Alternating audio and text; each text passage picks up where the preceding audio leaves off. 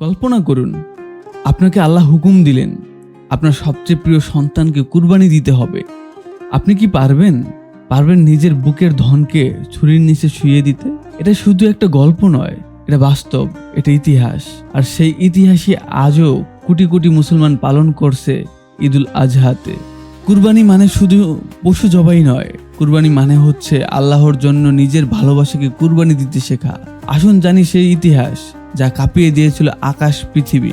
Story telling by তরিকুলের এই পর্বে কুরবানির ইতিহাস ও হযরত ইব্রাহিম আলাইহিস সালামের চিরন্তন ত্যাগের কাহিনী সম্পর্কে জেনে আসি।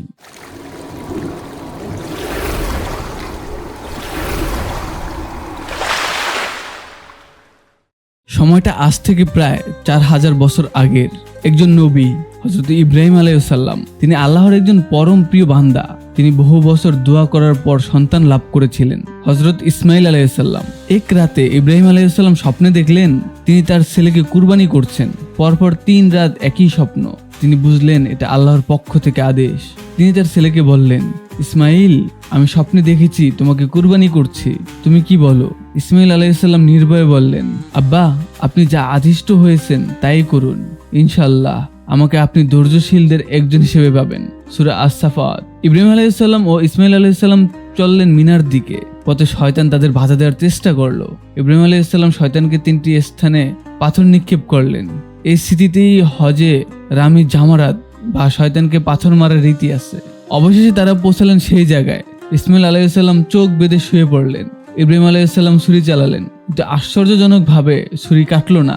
আল্লাহ তাআলা ইসমাইল আলাইহিস সালামকে রক্ষা করলেন এবং একটি জান্নাতি দুম্বা পাঠালেন কুরবানির জন্য। আল্লাহ বলেন, হে ইব্রাহিম, তুমি তো সত্যি স্বপ্ন পূরণ করেছো, আমি তোমাকে এমনি ভাবে পুরস্কৃত করি।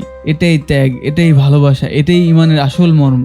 কুরবানি মানে শুধু পশু জবাই নয়, কুরবানি মানে হলো নিজের জেগে থাকা অহংকার, লোভ, কামনা তাও কেটে ফেলা। কুরবানি মানে আল্লাহর উপর পরিপূর্ণ ভরসা করা। রাসূল সাল্লাল্লাহু আলাইহি সাল্লাম মদিনায় হিজরত করার পর হিজরি 2য় সালে কুরবানি ফরজ হয়। তিনি নিজে কুরবানি করতেন এবং সাহাবীদের উৎসাহ দিতেন।